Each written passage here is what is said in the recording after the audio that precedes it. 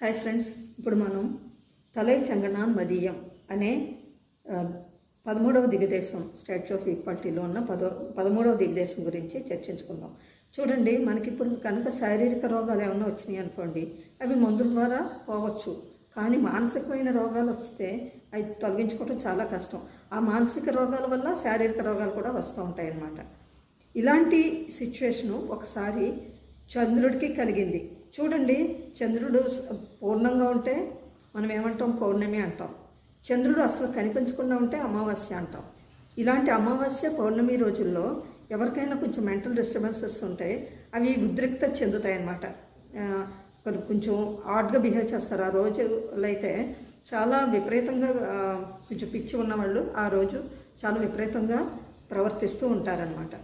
ఒకసారి చంద్రుడికే ఒక శాపం వల్ల ఇలాంటి అనారోగ్యం ఏర్పడింది, మానసిక రోగం ఏర్పడింది.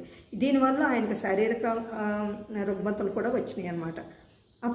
అప్పుడు ఎంతో తపస్సు చేసి భగవంతుని ప్రసన్నం చేసుకొని చంద్రుడు ప్రార్థిస్తే అప్పుడు పరమాత్మ ఆయనకు ప్రత్యక్షం అయ్యి ఏం చెప్పాడంటే, శ్రీరంగంలో ఉన్న కావేరీ నదిలో ఇందలూరులో క్షేత్రంలో ఉన్న పుణ్యక్షేత్రంలో కనుక స్నానం చేస్తే అది కావేరీలో నదిలో ఉన్న స్నానం చేయటం వల్ల ఆయనకు రోగం తగ్గుతుంది.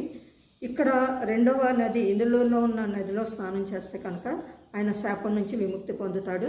ఇక్కడ ఇప్పుడు మనం చెప్పుకునే ఈ పవిత్రమైన ప్రదేశంలో కనుక స్నానం చేస్తే ఆయనకి